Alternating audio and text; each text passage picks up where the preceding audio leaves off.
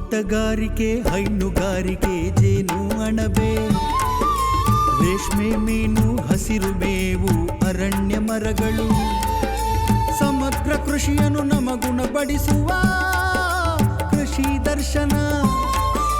ಕೃಷಿ ದರ್ಶನ, ಕೃಷಿ ದರ್ಶನ, ಓಹೋ ಕೃಷಿ ದರ್ಶನ.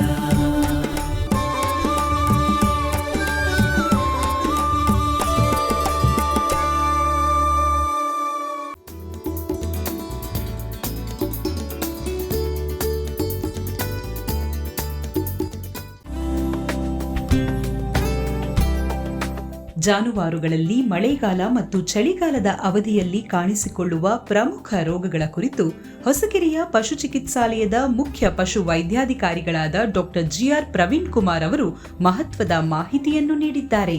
ವೀಕ್ಷಕರೇ ನಮಸ್ಕಾರ. ಕೃಷಿ ದರ್ಶನ ಕಾರ್ಯಕ್ರಮದಲ್ಲಿ ಜಾನುವಾರುಗಳಿಗಿರುವಂತಹ ರೋಗಗಳು ಹಾಗೆ ಅವುಗಳಿಗೆ ಪರಿಹಾರಗಳು ಏನು ಅನ್ನೋದ್ರ ಬಗ್ಗೆ ಹೆಚ್ಚಿನ ಮಾಹಿತಿಯನ್ನು ನೀಡೋದಕ್ಕಾಗಿ ಇಂದು ನಮ್ಮ ಜೊತೆಗಿದ್ದಾರೆ ವೈದ್ಯಾಧಿಕಾರಿಗಳು, ಅದರಲ್ಲೂ ವಿಶೇಷವಾಗಿ ಪಶು ವೈದ್ಯಾಧಿಕಾರಿಗಳಾಗಿರುವಂತಹ ಡಾಕ್ಟರ್ ಜಿಆರ್ ಪ್ರವೀಣ್ ಕುಮಾರ್ ಅವರು. ಅವರಿಗೆ ದೂರದರ್ಶನದ ಪರವಾಗಿ ಹಾಗೂ ನಮ್ಮೆಲ್ಲ ವೀಕ್ಷಕರ ಪರವಾಗಿ ಕಾರ್ಯಕ್ರಮಕ್ಕೆ ಆತ್ಮೀಯವಾದ ಸ್ವಾಗತವನ್ನು ಕೊಡ್ತಾ ಇದ್ದೇನೆ. ಸ್ವಾಗತ. ನಮಸ್ಕಾರ ಪ್ರವೀಣ್ ಕುಮಾರ್. ನಮಸ್ಕಾರ ಸರ್. ಈಗ ಜಾನುವಾರುಗಳಲ್ಲಿ ಪ್ರಮುಖವಾಗಿ ಕಂಡುಬರುವಂತಹ ರೋಗಗಳು ಯಾವ್ಯಾವುದು ಅಂತ ತಾವು ಹೇಳ್ತೀರಾ ಸರ್? ಜಾನುವಾರುಗಳು ಅಂದರೆ ಅದರಲ್ಲಿ ಕುರಿ, ಮೇಕೆ, ದನ, ಎಮ್ಮೆ ಮತ್ತು ನಾಯಿ ಈ ಥರದ ಎಲ್ಲ ಬರ್ತವೆ. ಅದರಲ್ಲಿ ಮುಖ್ಯವಾಗಿ ನಾವು ಕುರಿ, ಮೇಕೆಗಳಲ್ಲಿ ಈ ಮಳೆಗಾಲದಲ್ಲಿ ಕಂಡುಬರುವಂಥ ರೋಗಗಳು ಅಂತಂದರೆ ಮುಖ್ಯವಾಗಿ ಈ ಗಂಟಲು ಬೇನೆ ಅಂತ ಹೇಳಿ ಸರ್. ಇದು ಈ ಚಳಿಗಾಲ ಮತ್ತು ಮಳೆಗಾಲದಲ್ಲಿ ಅತಿ ಹೆಚ್ಚಾಗಿ ಕುರಿಗಳಲ್ಲಿ ಕಾಣಿಸ್ಕೊಳುತ್ತೆ. ಎಸ್ಪೆಷಲಿ ಈ ವಲಸೆ ಕುರಿಗಳಂತ ಹೇಳ್ತೀವಿ. ಅವುಗಳೇನಂದರೆ ಒಂದು ಸ್ಥಳದಿಂದ ಇನ್ನೊಂದು ಸ್ಥಳಕ್ಕೆ ಹೋಗುವಂಥ ಟೈಮಲ್ಲಿ ದರ್ ಇಸ್ ಎನ್ ಸ್ಟ್ರೆಸ್ ಅನಿಮಲ್ಗೆ. ಯಾವಾಗ ಸ್ಟ್ರೆಸ್ ಆಗುತ್ತೆ ಆ ಟೈಮಲ್ಲಿ, ಅಥವಾ ಒಂದು ಕಡೆಯಿಂದ ಒಂದು ಸಂತೆಯಿಂದ ಇನ್ನೊಂದು ಸಂತೆಗೆ ಬೇಕಾದ್ರೆ ಊರಿಗೆ ಹಾಕೊಂಡ್ಬರ್ತಾರೆ, ಅಂದರೆ ಒಂದು ಇದರಲ್ಲಿ ಟ್ರ್ಯಾಕ್ಟರ್ಲೋ ಅಥವಾ ಒಂದು ವೆಹಿಕಲ್ಗಳಲ್ಲಿ ಹಾಕೊಂಡ್ಬರ್ತಾರೆ. ಅದರಿಂದ ಏನಾಗುತ್ತೆ ಅಂದರೆ ಸಾಗಾಣಿಕೆಯಿಂದ ಆಗುವಂತಹ ಒಂದು ಸ್ಟ್ರೆಸ್ಸಿಂದ ಇದು ಕಾಣಿಸ್ಕೊಳುತ್ತೆ. ಆಮೇಲೆ ಈ ಚಳಿಗಾಲದಲ್ಲಿ ಅಥವಾ ಈ ಮಳೆಗಾಲದ ಟೈಮಲ್ಲಿ ಅತಿ ಹೆಚ್ಚಾಗಿ ಏನು ವಾತಾವರಣ ತಂಪಾಗುತ್ತೆ, ಅವುಗಳಲ್ಲಿ ಎಸ್ಪೆಷಲಿ ಅವು ನಮ್ಮ ಈ ಶ್ವಾಸಕೋಶ ಅಂತ ಹೇಳ್ತೀವಿ, ಅದರಲ್ಲಿ ನಾರ್ಮಲಿ ಇರುತ್ತೆ ಅದು ರೋಗಾಣುಗಳು. ಯಾವಾಗ ಸ್ಟ್ರೆಸ್ ಆಗುತ್ತೆ ಅವು ಅತಿ ಹೆಚ್ಚಾಗಿ ಉತ್ಪತ್ತಿ ಆಗಿಬಿಟ್ಟು ಈ ಗಳಲೆ ರೋಗ ಅಂತೇಳಿ ಕಾಣಿಸ್ಕೊಳುತ್ತೆ. ಈ ಗಂಟಲು ಬೇನೆ ಅಂತೇಳಿ. ಈ ಗಂಟಲು ಬೇನೆ ಅಂತಂದರೆ ಈ ಗಂಟಲಿಗೆ ಸಂಬಂಧಪಟ್ಟಿದ್ದು ಅಥವಾ ಶ್ವಾಸಕೋಶಕ್ಕೆ ಸಂಬಂಧಪಟ್ಟಿದ್ದಂಥ ರೋಗ ಇದು. ಹಾಗಾಗಿ ಈ ಅತಿಯಾದ ಜ್ವರ ಇರುತ್ತೆ. ಫಸ್ಟ್ ರೋಗ ಲಕ್ಷಣಗಳಲ್ಲಿ ಬರಬೇಕಂತಂದರೆ ಅತಿಯಾದ ಜ್ವರ ಇರುತ್ತೆ. ನೆಕ್ಸ್ಟು ಈ ಮೂಗುಗಳಲ್ಲಿ ಒಂದು ಮ್ಯೂಕಸ್ ಫ್ಲೂಯಿಡ್ ಅಂತ ಹೇಳ್ತೀವಿ, ಅಂದರೆ ಮೂಗು ಸೋರುವಿಕೆ, ಚಿಕ್ಕಾಗಿ ಒಂಥರ ಗೊಣ್ಣೆ ಅಂತ ಹೇಳ್ತೀವಿ, ಆ ಥರದ್ದು ಸೋರಕ್ಕೆ ಸ್ಟಾರ್ಟ್ ಆಗುತ್ತೆ. ಆಮೇಲೆ ಈ ಗದ್ದ ಬಾವು ಅಂತ ಹೇಳ್ತೀವಿ ಕೆಳಗಡೆ, ಈ ಗದ್ದ ಬಾವು ಸ್ಟಾರ್ಟ್ ಆಗಿಬಿಡುತ್ತೆ ಬಿಕಾಸ್ ಆಫ್ ಎಡಿಮಾ ಆಫ್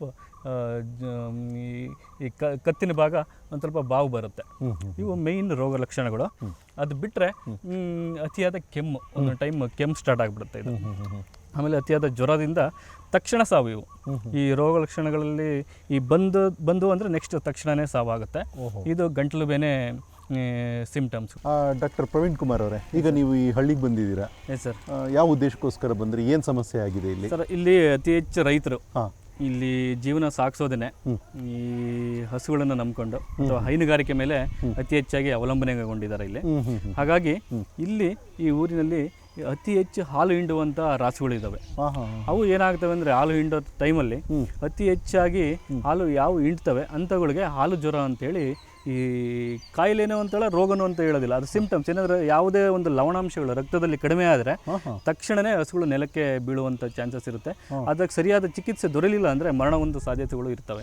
ಅದಕ್ಕೋಸ್ಕರ ನಾವು ಏನು ಮಾಡ್ತೀವಿ ಅಂದರೆ ತಕ್ಷಣ ಇನ್ನು ಗಬ್ಬ ಧರಿಸಿರ್ತವೆ, ಇನ್ನು ಕರು ಹಾಕೋ ಟೈಮ್ಗೆ ನಾವು ಅಟ್ಲೀಸ್ಟ್ ಈ ಕ್ಯಾಲ್ಸಿಯಮ್ ಅಥವಾ ಲವಣಾಂಶಗಳ ಒಂದು ಮಿಶ್ರಣಗಳನ್ನು ಅವಕ್ಕೆ ಕೊಡಬೇಕಾಗುತ್ತೆ.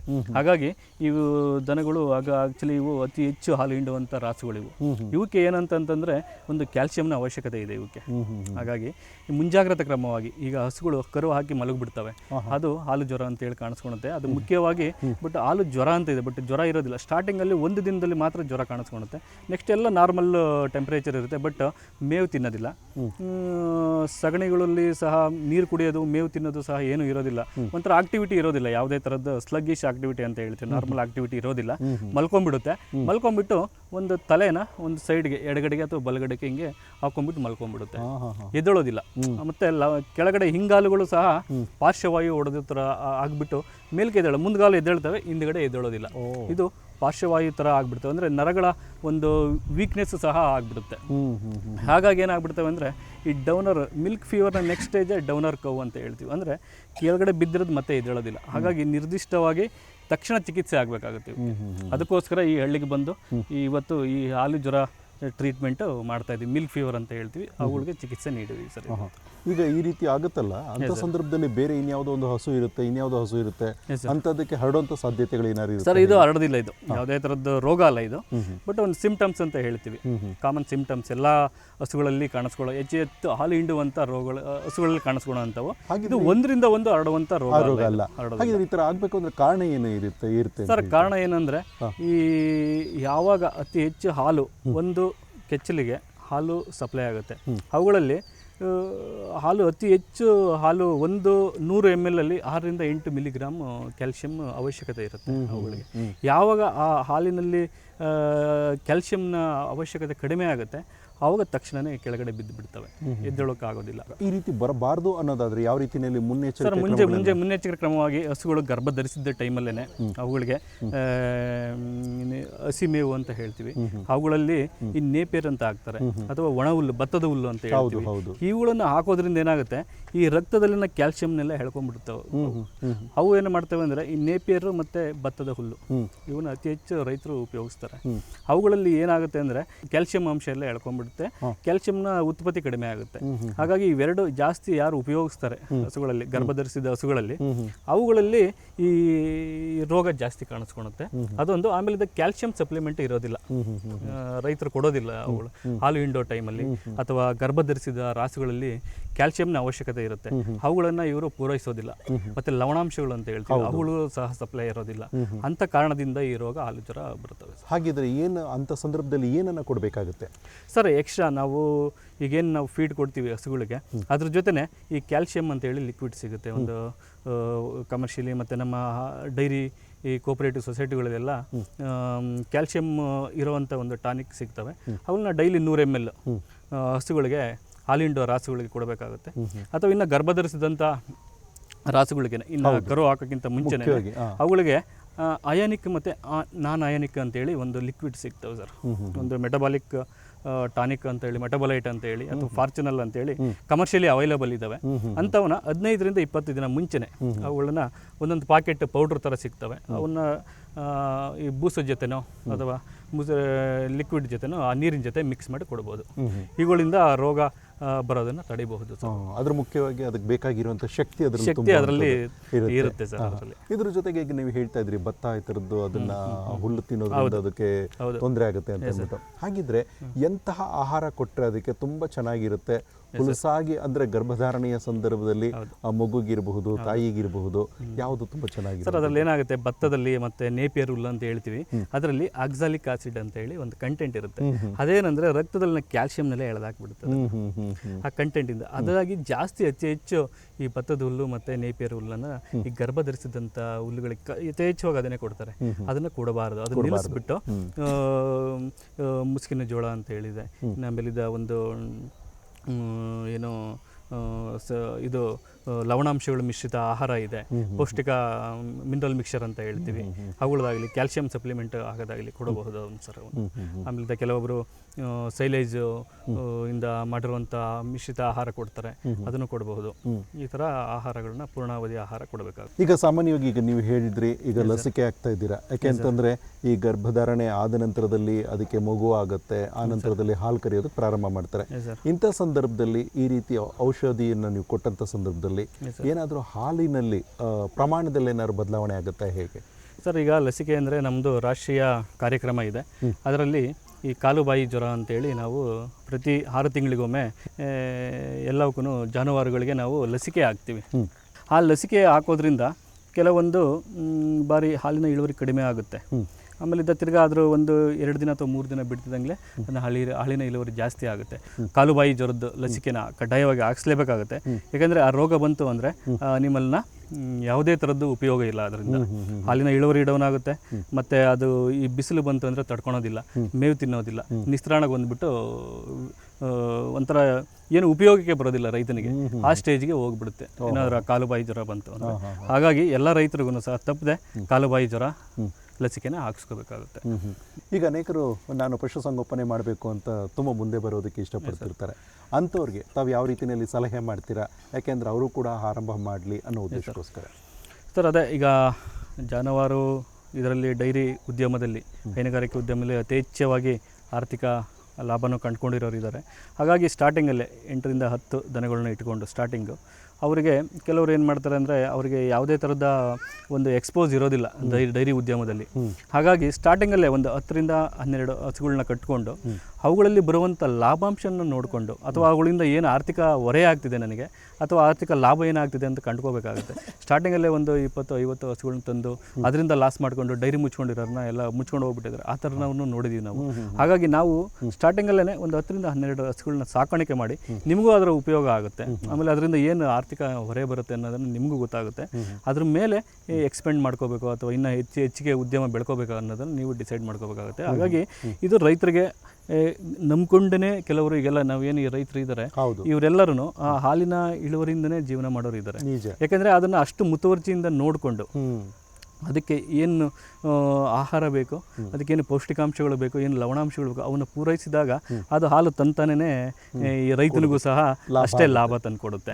ಹಾಗಾಗಿ ನಾವು ಬರೀ ಅದನ್ನು ಒಂಥರ ಮಿಷಿನ್ ಥರ ನೋಡೋದಲ್ಲ, ಏನೋ ಅಲ್ಲಿ ಹಾಕದೆ ಅದರಿಂದ ಹಾಲು ಬರಬೇಕು ಅನ್ನೋ ಅಷ್ಟಲ್ಲ, ನಾವು ಅದ್ರ ಜೊತೆ ಸಂಬಂಧವನ್ನು ಬೆಸೆಗೆ ಯಾವಾಗ ನಾವು ಅಷ್ಟು ಅತಿ ಹೆಚ್ಚು ಹೊಂದ್ಕೊಂತೀವಿ ಆ ಹೈನುಗಾರಿಕೆಯಲ್ಲಿ, ಅಷ್ಟೇ ನಮಗೂ ಸಹ ಅದು ಲಾಭ ತಂದು ಕೊಡೋ ಒಂದು ಉದ್ಯಮ ಆಗಿ ಬೆಳೀತಾ ಇದೆ ಸರ್. ನಾವು ಅದನ್ನು ತುಂಬ ಪ್ರೀತಿಯಿಂದ ನೋಡ್ಕೋಬೇಕು. ಅದೇ ಪ್ರೀತಿ ನಮಗೆ ಲಾಭ ಕೊಡುತ್ತೆ ಅಂತ ಹೇಳ್ತಾ ಇದ್ದೀರಾ. ಜೊತೆಗೆ ಈಗ ಯುವಕರು ಅನೇಕರು ಹೈನುಗಾರಿಕೆ ಮಾಡಬೇಕು ಅಂತ ಇರ್ತಾರೆ. ಆದರೆ ಅಂಥ ರೈತರು ಅಥವಾ ಅಂಥವ್ರು ಏನು ಮಾಡಬಹುದು ಅಂದರೆ ಪ್ರಾರಂಭದಲ್ಲಿ ಹೆಚ್ಚನ್ನ ತಗೊಳ್ಳೋ ಬದಲು ಕಡಿಮೆ ಪ್ರಮಾಣದಲ್ಲಿ ಪ್ರಾರಂಭ ಮಾಡಿ ಅನುಭವವನ್ನು ಪಡ್ಕೊಳ್ಳಿ. ಆ ಅನುಭವವನ್ನು ಹೆಚ್ಚೆಚ್ಚು ಮಾಡ್ಕೊಳ್ತಾ ಒಳ್ಳೆಯ ಲಾಭವನ್ನು ಪಡ್ಕೊಳ್ಬಹುದು ಅನ್ನೋ ಮಾಹಿತಿಯನ್ನು ಕೊಟ್ಟಿದ್ದಾರೆ ಡಾಕ್ಟರ್ ಪ್ರವೀಣ್ ಕುಮಾರ್ ಅವರೇ. ಇದುವರೆಗೂ ತಾವು ವೈದ್ಯಾಧಿಕಾರಿಗಳಾಗಿ ಹೆಚ್ಚಿನ ಮಾಹಿತಿಯನ್ನು, ಅದರಲ್ಲೂ ವಿಶೇಷವಾಗಿ ಜಾನುವಾರುಗಳಲ್ಲಿ ಕಂಡುಬರುವಂಥ ರೋಗಗಳು, ಅದರ ಜೊತೆಗೆ ಇವರು ಯಾವ ರೀತಿಯಲ್ಲಿ ಪ್ರಾರಂಭ ಮಾಡಬಹುದು ಹೈನುಗಾರಿಕೆ ಅನ್ನೋಂಥದ್ರ ಬಗ್ಗೆ ಮಾಹಿತಿ ನೀಡಿದಂಥ ತಮಗೆ ನಮ್ಮ ದೂರದರ್ಶನದ ಪರವಾಗಿ ಹಾಗೂ ನಮ್ಮೆಲ್ಲ ವೀಕ್ಷಕರ ಪರವಾಗಿ ಅನಂತ ಧನ್ಯವಾದಗಳು. ನಮಸ್ಕಾರ. ನಮಸ್ಕಾರ ಸರ್.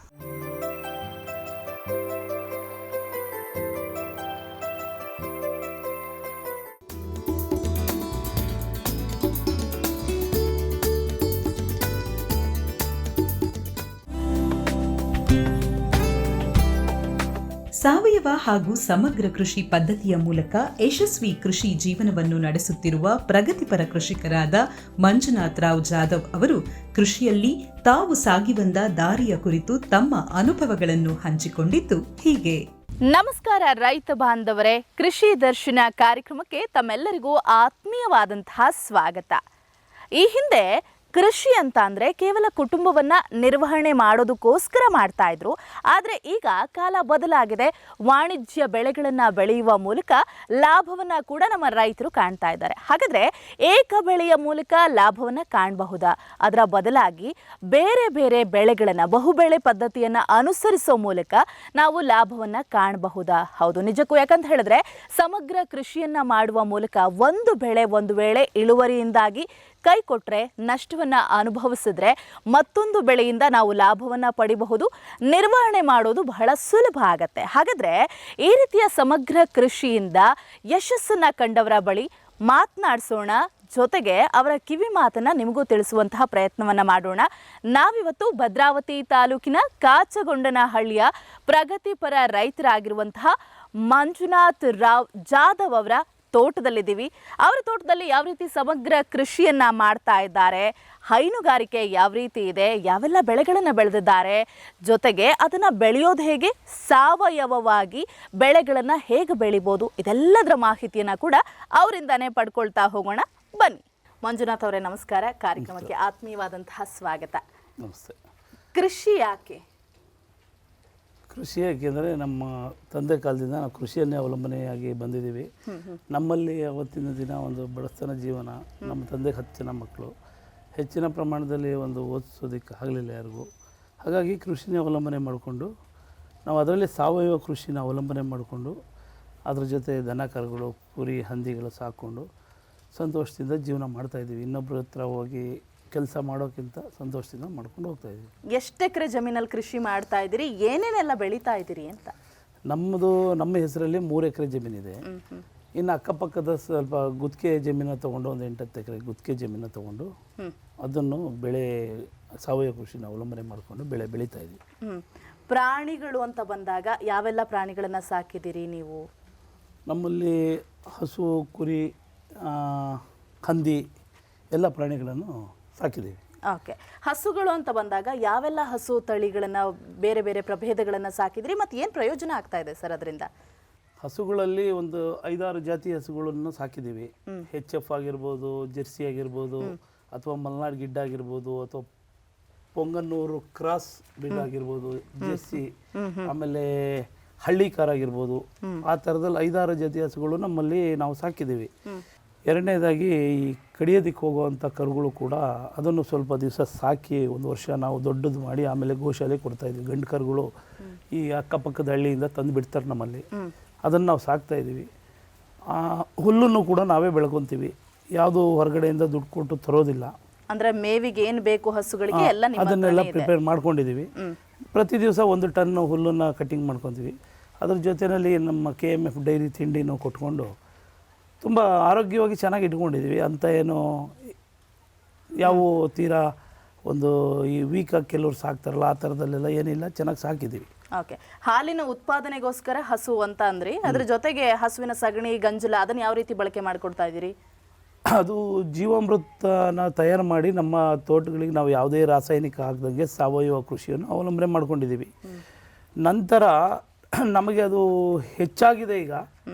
ಹಾಗಾಗಿ ನಾವು ಪ್ರತಿ 1 ಲೀಟರಿಗೆ ಒಂದು 10 ರೂಪಾಯಿ ಹಂಗೆ ಬೇರೆ ರೈತರಿಗೂ ಕೂಡ ಈಗ ಮಾರಾಟ ಮಾಡ್ತಾ ಇದ್ದೀವಿ. ಸರ್, ಜೀವಾಮೃತದ ಬಗ್ಗೆ ಹೇಳ್ತಾ ಇದ್ರಿ, ಹೇಗೆ ಅದನ್ನು ತಯಾರಿಸ್ತೀರಿ, ಅದರಿಂದ ಏನೆಲ್ಲ ಪ್ರಯೋಜನಗಳಿದೆ ರೈತರಿಗೆ ಅಂತ?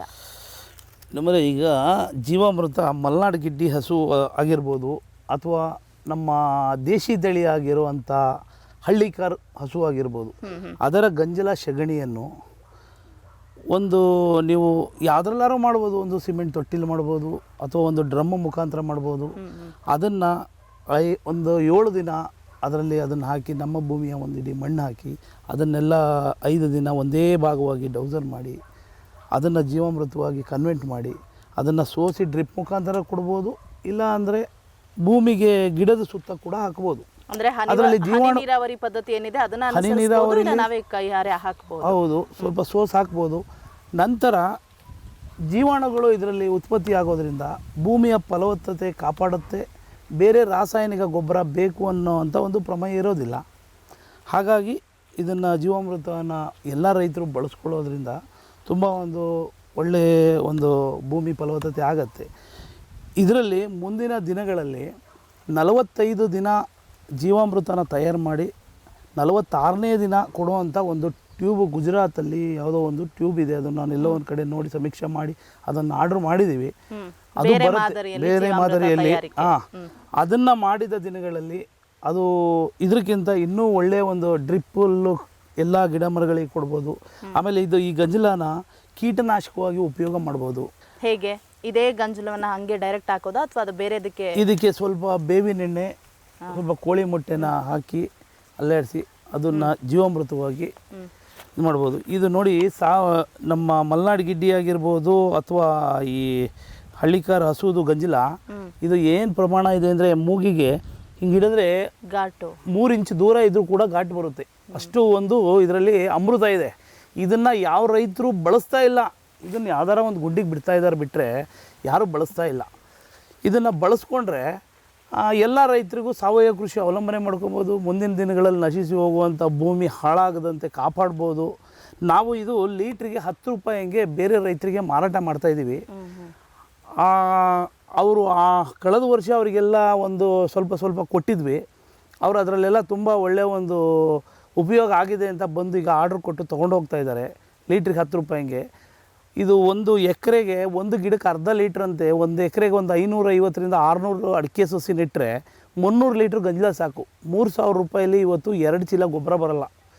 ಇದನ್ನು ಒಂದು 3 ಸಲ ವರ್ಷದಲ್ಲಿ 3 ಸಲ ಮಾಡಿದ್ರೆ ಅವರು ಫಲವತ್ತತೆ ಈ ರಾಸಾಯನಿಕದಲ್ಲಿ ಏನಿರೋ ರಾಸಾಯನಿಕ ಇವತ್ತು ಹಾಕಿದ್ರೆ ಇನ್ನು 1 ತಿಂಗಳಿಗೆ ಅದು ಗಿಡಗಳ ಬಣ್ಣನೇ ಚೇಂಜ್ ಆಗುತ್ತೆ, ಏನೋ ಒಂದು ಸಮಸ್ಯೆ ಆಗುತ್ತೆ. ಇದನ್ನು ವರ್ಷದಲ್ಲಿ ಒಂದು 3 ಸಲ 4 ಸಲ ನಾವು ಇದನ್ನು ಟ್ರಂಚಿಂಗ್ ಮುಖಾಂತರ ಹಾಕೋದ್ರಿಂದ ವರ್ಷ ಇಡೀ ಒಂದೇ ಬಣ್ಣ ಇರುತ್ತೆ. ಗಿಡ ಮರಗಳು, ಜೀವಾಣು ಉತ್ಪತ್ತಿ ಆಗುತ್ತೆ, ಮಣ್ಣು ಫಲವತ್ತತೆ ಆಗುತ್ತೆ, ಹೆಚ್ಚಿನ ಇಳುವರಿ ಬರುತ್ತೆ. ಸುಮ್ಮನೆ ರೈತರು ಹಿಂಗೆ ಗೊಬ್ಬರ ಹಾಕಬೇಕು, ಹಂಗೆ ಅಡಿಕೆ ಕುಯ್ಕೋಬೇಕು, ಎಷ್ಟು ವರ್ಷ ಬಿಡ್ತಾವೆ ಅಡಿಕೆ ಕಾಯಿ ಅಂತ ಕೂಡ ನನಗೆ ಹೇಳಿದ್ದಾರೆ ಎಷ್ಟೋ ಜನ. ಅದೆಲ್ಲ ಸುಳ್ಳು. ಇದ್ರ ಮುಖಾಂತರದಲ್ಲೇ ನೀವು ಜೀವಾಮೃತವಾಗಿಯೇ ನೀವು ಅಳವಡಿಸ್ಕೊಂಡ್ರೆ ಯಾವ ಕಾಯಿಲೆನೂ ಬರಲ್ಲ, ಯಾವ ಗಿಡನೂ ಸಾಯಲ್ಲ. ಅಪ್ಪಿತಪ್ಪಿ 100ಕ್ಕೆ ಗಿಡ 2 ಗಿಡ ಹೋಗುತ್ತೆ, ಅದೇನು ಮಾಡೋಕ್ಕಾಗಲ್ಲ.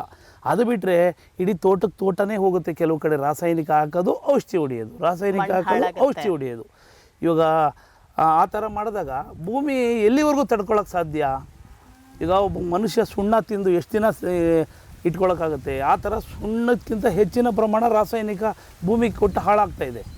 ಹಾಗಾಗಿ ಎಲ್ಲ ರೈತರಿಗೂ ಹೇಳೋದೇನು ಅಂದರೆ, ನಮಗೆ 10 ರೂಪಾಯಿ ಲೀಟ್ರಿಗೆ ಹಣ ಯಾರೂ ಕೊಟ್ಟು ತೊಗೊಂಡೋಗೋದು ಬೇಡ.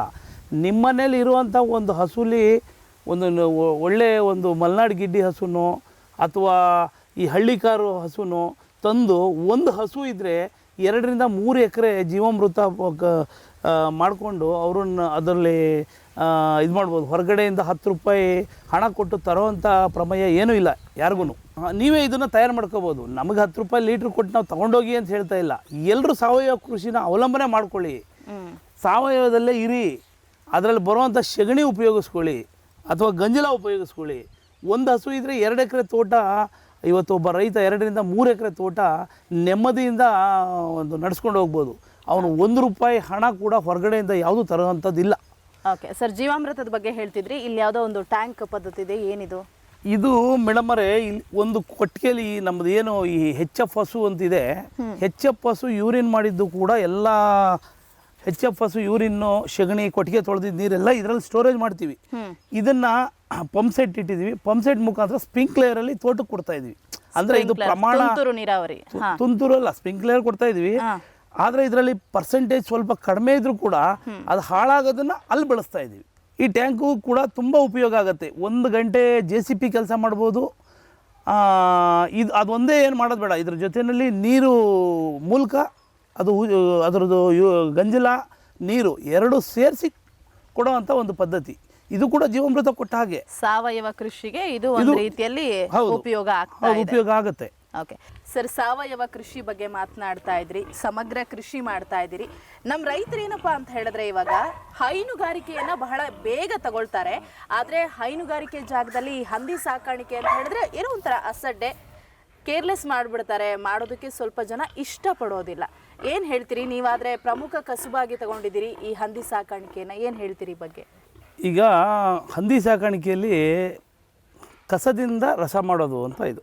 ಅಂದರೆ ಹೋಟೆಲ್ ಸಿಗೋವಂಥ ತ್ಯಾಜ್ಯಗಳು ಅಥವಾ ಫ್ಯಾಕ್ಟ್ರಿಗಳಾಗಿದೆ, ಇವತ್ತಲ್ಲಿ 1000 ಜನಕ್ಕೆ ಅಡುಗೆ ಮಾಡ್ತಾರೆ, ಅಲ್ಲಿ ಉಳಿದಂಥ ಆಹಾರ ಅಥವಾ ಒಂದು ಮದುವೆ ಮನೆಗಳಲ್ಲಿ ಉಳಿದಂಥ ಆಹಾರ, ಅದನ್ನೆಲ್ಲ ತಂದು ನಾವು ಹಾಕೋದ್ರಿಂದ ಅದು 0 ಮೇಂಟೆನೆನ್ಸಲ್ಲಿ ನಾವು ಅದನ್ನು ಸಾಕಾಣಿಕೆ ಮಾಡ್ತೀವಿ. ಕಡಿಮೆ ಜಾಸ್ತಿ ಲಾಭ. ಎರಡನೇದಾಗಿ, ಒಂದು ಹಂದಿ ವರ್ಷದಲ್ಲಿ 2 ಸಾರಿ ಮರಿ ಹಾಕುತ್ತೆ. 2 ಸಾರಿ ಮರಿ ಹಾಕೋದ್ರಿಂದ ಅದು ಕನಿಷ್ಠ ಒಂದು 10 ಮರಿ ಹಾಕಿದ್ರೂ ಕೂಡ ಒಂದು 20 ಮರಿ ಒಂದು ವರ್ಷದಲ್ಲಿ ಉಳಿಯುತ್ತೆ. ಆ 20 ಮರಿ ಉಳಿದ್ರೆ ಒಬ್ಬ ರೈತನಿಗೆ 2 ಕುರಿಯ 10 ವರ್ಷದ ಲಾಭ. 2 ಕುರಿ 10 ವರ್ಷ, 2 ಕುರಿನ 10 ವರ್ಷ ಸಾಕೋದು ಒಂದೇ ಒಂದು ಹಂದಿಯನ್ನ ಇಟ್ಕೊಂಡು 1 ವರ್ಷ ಸಾಕೋದು ಒಂದೇ. ಒಂದು ಕುರಿ ಮರಿ ಬೆಲೆ ಕೂಡ ಇವತ್ತು 5 ರಿಂದ 6 ಸಾವಿರ ಆದರೆ, ನಮ್ಮ ಹಂದಿ ಮರಿ ಬೆಲೆ ಕೂಡ 5 ರಿಂದ 6 ಸಾವಿರ. 20 ಮರಿಗೆ 1,20,000 ಒಂದು ವರ್ಷದಲ್ಲಿ ನಾವು ಒಂದು ತಾಯಿ ಹಂದಿಯಿಂದ ಪಡ್ಕೊತೀವಿ. ಅದಕ್ಕೆ ಹೊರಗಡೆಯಿಂದ ತಿಂಡಿ ಆಗಲಿ, ಅದಕ್ಕೆ ಹಿಂಡಿ, ಬೂಸ, ಇನ್ನೊಂದು ಏನೋ ಒಂದು ಹಾಕುವಂಥ ಪ್ರಮೇಯ ಇರೋದಿಲ್ಲ. ಹೊರಗಡೆ ಅವರು ನಗರಸಭೆಗಾಗಲಿ ಕಸ ಅಂತ ಒಗಾಸುವಂಥ ವಸ್ತುನ ತಂದು ಅದಕ್ಕೆ ಆಹಾರವಾಗಿ ಬಳಸ್ತೀವಿ. ನಂತರ ಏನು ಅಂದರೆ, ನಮ್ಮ ಕೃಷಿ ಭೂಮಿ ತುಂಬ ಫಲವತ್ತತೆಯಾಗಿರುತ್ತೆ. ಜಾನುವಾರದಲ್ಲಿ ಏನು ಹಸುಗಳ ಸಗಣಿ ಹುಚ್ಚೆಯಲ್ಲಿ ಇರೋಕ್ಕಿಂತ 4% ಹೆಚ್ಚಿನ ಪ್ರಮಾಣ ಇದರಲ್ಲಿ ಗೊಬ್ಬರದ ಒಂದು ಇದು ಅನುಗುಣ ಇರುತ್ತೆ. ನಂತರ ಇದು ಹೆಚ್ಚಿನ ಕೆಲಸ ಇಲ್ಲ ಹೇಳಬೇಕಂದ್ರೆ. ಹೆಂಗೆ ಕೆಲಸ ಇಲ್ಲ ಅಂದರೆ, ಒಂದು ಹಸು ಆದರೂ ಕೂಡ ಬೆಳಗ್ಗೆ ಹಾಲು ಕರಿಬೇಕು, ಸಗಣಿ ಬಾಜಬೇಕು, ದುಡ್ಡು ಕೊಟ್ಟು ತಿಂಡಿ ತರಬೇಕು, ಒಂದು 4-5 ಥರ ಇದೆ. ಇದು ಬೆಳಗ್ಗೆ 1 ಗಂಟೆ, ಸಂಜೆ 1 ಗಂಟೆ ಕೆಲಸ ಮಾಡಿದ್ರೆ ಅದಾಯಿತು. ಆಮೇಲೆ ಅದಕ್ಕೆ ಬೇಕಾಗಿರುವಂಥ ಒಂದು ಕಾಯಿಲೆ ಯಾವುದೋ ಒಂದು ಬಂದಿತ್ತು, ಆಫ್ರಿಕನ್ ಸ್ವೈನ್ ಫೀವರ್ ಅಂತ. ಅದಕ್ಕೆಲ್ಲ ಇವತ್ತು ಸರ್ಕಾರದಿಂದ ಎಲ್ರಿಗೂ ಫ್ರೀ ಒಂದು ವ್ಯಾಕ್ಸಿನ್ ಕೊಡ್ತಾ ಇದ್ದಾರೆ. ಅದರಿಂದ ಯಾವ ಕಾಯಿಲೆ ಬಂದು ಯಾವುದು ಏನು ಸಾಯ್ತಾ ಇಲ್ಲ. ಆಮೇಲೆ ನಮ್ಮಲ್ಲಿ ಮರಿಗಳಿದ್ದಾವೆ, ಪ್ರತಿ ತಿಂಗಳ ಒಂದು 50 ಮರಿ ಮಾರ್ತೀವಿ. ಈಗಲೂ ಮರಿ ಇದ್ದಾವೆ. ನಮ್ಮದು ಹೆಚ್ಚಿನ ಬೆಲೆ ಇಲ್ಲ, ಅದು 10,000 ಅಂತ ಹೇಳಲ್ಲ, ಒಂದು 4,000 ಅಂತಲೂ ಹೇಳಲ್ಲ, 5,000 ರೇಂಜಲ್ಲಿ ಇವತ್ತಿನ ಬೆಲೆ ಈ ಬ್ಯಾಚಲ್ಲಿ ಕೊಟ್ಬಿಡ್ತೀವಿ. ಆಮೇಲೆ ಅದಕ್ಕೆ ಬೆಲೆ ಕಡಿಮೆ ಆಗಿದೆ. ಈಗ ಕಳೆದ ವರ್ಷ ಒಂದು ಜೀವದ ಸಮೇತ ಒಂದು 200 ರೂಪಾಯಿಗೆ ತೊಗೊಂಡೋಗೋರು ಕಟಿಂಗ್ ಪರ್ಪೋಸಿಗೆ. ಈ ಸಲ ಒಂದು 120 ರೂಪಾಯಿ 130 ರೂಪಾಯಿ ಆಗಿದೆ, 70-80 ರೂಪಾಯಿ ಕಡಿಮೆ ಆಗಿದೆ. ಅದು ಖಾಲಿ 70-80 ರೂಪಾಯಿ ಕೊಟ್ಟರು ಕೂಡ ಅದರಲ್ಲಿ ಲಾಸ್ ಇಲ್ಲ. ಹಾಗಾಗಿ ನಮಗೆ ಹಂದಿ ಸಾಕಾಣಿಕೆಯಲ್ಲಿ ಹೆಚ್ಚಿನ ಒಂದು ಲಾಭ ಅಂತ ಹೇಳ್ಬೋದು. ಆಮೇಲೆ ಒಂದು ದಿನಕ್ಕೆ 400 ಗ್ರಾಮ್ ತನಕ ತೂಕ ಬೆಳವಣಿಗೆ ಆಗುತ್ತೆ ಒಂದು ದಿವಸಕ್ಕೆ. ಬೇರೆ ಮಾಂಸಾಹಾರಿ ಪ್ರಾಣಿಗಳು ಈ ಕುರಿ ಆಗಲಿ ಆಡಾಗಲಿ 400 ಗ್ರಾಮ್ ಬೆಳೆಯಲ್ಲ. ಆಮೇಲೆ ಕುರಿ ವರ್ಷಕ್ಕೆ 1 ಮರಿನೋ 2 ಮರಿನೋ ಹಾಕುತ್ತೆ. ಆಡುಗಳು 2 ಮರಿ ಹಾಕ್ಬೋದು. ಅದ್ರ 10 ಪಟ್ಟು ಇದು ಮರಿಗಳ ಒಂದು ಸಂಖ್ಯೆ ಆಗುತ್ತೆ. ನಂತರ ಇದು ಮರಿ ರೇಟು ಕೂಡ ಆಡು ಕುರಿ ಬೆಲೆ ಏನಿದೆಯೋ ಅಷ್ಟೇ ಬೆಲೆ ಇದೆ ಇದಕ್ಕೆ. ಓಕೆ ಸರ್, ಕೊನೆಯದಾಗಿ ಈಗ ಹವಾಮಾನ ವೈಪರೀತ್ಯ ಅಥವಾ ಬದಲಾವಣೆ ಅನ್ನೋದು ಕೃಷಿ ಮೇಲೆ ಯಾವ ರೀತಿ ಪ್ರಭಾವ ಬೀರುತ್ತೆ ಅಂತ? ಈಗ ಪ್ರತಿಯೊಬ್ಬರು ರೈತರು ಏನು ಮಾಡಬೇಕು ನೋಡಿ, ಇದು 18 ಅಡಿಗೆ 2 ಗಿಡ ಇದ್ದರೆ ಅವರು ಡ್ರೈನೇಜ್ ಸಿಸ್ಟಮ್ ಮಾಡಬೇಕು. 2 ಡ್ರೈನೇಜ್ ಮಾಡಬೇಕು. ಕೆಲವರು ಏನು ಮಾಡ್ತಾರೆ, ಒಂದು ಅರ್ಧ ಅಡಿ ಡ್ರೈನೇಜ್ ತೆಗಿತಾರೆ. ಅದರಲ್ಲಿ ಒಂದು ಇಂಜನ್ ಅಂದ್ಕೊಳ್ಳಿ, ಯಾವುದೋ ಒಂದು ಮೋಟ್ರು ಇಂಜನ್ನು ಅಥವಾ ಒಬ್ಬ ಮನುಷ್ಯ ಅಥವಾ ಒಂದು ಗಿಡ ಮರ, ಎಲ್ಲದಕ್ಕೂ ಒಂದು ಜೀವ ಇದೆ. ಅದು ನಿರ್ಜೀವವಾದ ಇಂಜಿನ್ ಆದರೂ ಕೂಡ ಅದಕ್ಕೆ ಒಂದು ಏರ್ ಫಿಲ್ಟರ್ ಅಂತ ಕೊಟ್ಟಿರ್ತಾನೆ ಉಸಿರಾಟಕ್ಕೆ. ಆ ಉಸಿರಾಟ ಗಿಡ ಮರಗಳಿಗೂ ಬೇಕು. ಆ ಬೇರ್ಗಳಲ್ಲಿ ಗಿಡ ಉಸಿರಾಟ ಆಡುತ್ತೆ. ಆ ಉಸಿರಾಟ ಮಾಡೋಕ್ಕಾಗದೇ ಇರೋ ರೀತಿ ಮುಚ್ಚಿಬಿಡ್ತಾರೆ. ಆಮೇಲೆ ಅದು ಮಳೆಗಾಲದಲ್ಲಿ ಹೆಚ್ಚಿನ ಪ್ರಮಾಣದ ಶೀತ ಆಗುತ್ತೆ. ಆವಾಗ ಗಿಡಗಳು ಹಾಳಾಗ್ತವೆ. ಮಣ್ಣನ್ನು ಹೇಗಿರಬೇಕು ಅಂದರೆ ಹೊಗೆ ಸೊಪ್ಪಿನ ಪುಡಿ ಥರ ಈ ಥರ ಪುಡಿ ಇರಬೇಕು. ಎರಡನೇದಾಗಿ ನೀರು ಬಿದ್ದರೆ ಟೀ ಮಾಡಿ ಟೀ ಸಪ್ಪಲ್ಲಿ ಯಾವ ರೀತಿ ಟೀ ಸೋಸ್ಬಿಟ್ಟು ಆ ಟೀ ಪುಡಿ ಮಾತ್ರ ಉಳಿಯುತ್ತೋ ಆ ರೀತಿ ಭೂಮಿಲಿರೋ ನೀರು ಬಸಿಬೇಕು. ಅವಾಗ ಏನಾಗುತ್ತೆ, ಯಾವುದೇ ಗಿಡಕ್ಕೆ ಶೀತ ಆಗಲಿ ಇನ್ನೊಂದಾಗಲಿ ಆಗಲ್ಲ. ನಮ್ಮ ತಂದೆ ಕಾಲದಲ್ಲಿ ಇದು ತಗ್ಗಿನ ಜಾಗ, ಇದರಲ್ಲೇ ಭತ್ತ ಬೆಳೀತಾಯಿದ್ರು. ಇದರಲ್ಲಿ ಯಾವ ಬೆಳೆನೂ ಬರಲ್ಲ ಭತ್ತ ಬಿಟ್ಟರೆ ಅಂತ ಇದ್ರು. ನಾನು ಅದೇ ಜಮೀನಲ್ಲಿ ಅಡಿಕೆ ತೋಟ ಹಚ್ಚಿದ್ದೀನಿ ನೋಡಿರಿ. ಇನ್ನು 7ನೇ ವರ್ಷಕ್ಕೆ ಇವತ್ತು ಅವಲೇ 50 ಕ್ವಿಂಟಲ್ ಮೇಲೆ ಅಡಿಕೆ ಆಗಿದೆ, 50-60 ಕ್ವಿಂಟಲ್ ಆಗಿದೆ. ನಾನು 100 ಕ್ವಿಂಟಲ್ ಒಂದು ಎಕರೆಗೆ ಅಡಿಕೆಯನ್ನು ನಾನು ಬೆಳಿತೀನಿ. ಓಕೆ ಸರ್, ಧನ್ಯವಾದಗಳು. ಇವತ್ತಿನ ಕಾರ್ಯಕ್ರಮದಲ್ಲಿ ಭಾಗಿಯಾಗಿ ಸಾಕಷ್ಟು ಮಾಹಿತಿಯನ್ನು ಸಮಗ್ರ ಕೃಷಿ ಬಗ್ಗೆ ನಮಗೆ ನೀಡಿದ್ದೀರಿ. ನಮಸ್ಕಾರ. ನಮಸ್ಕಾರ ವೀಕ್ಷಕರೇ, ಇದಾಗಿತ್ತು ನಮ್ಮ ಇಂದಿನ ಕೃಷಿ ದರ್ಶನ ವಿಶೇಷ ಕಾರ್ಯಕ್ರಮ. ಮತ್ತೆ ಮುಂದಿನ ಸಂಚಿಕೆಯಲ್ಲಿ ಭೇಟಿಯಾಗೋಣ. ನಮಸ್ಕಾರ.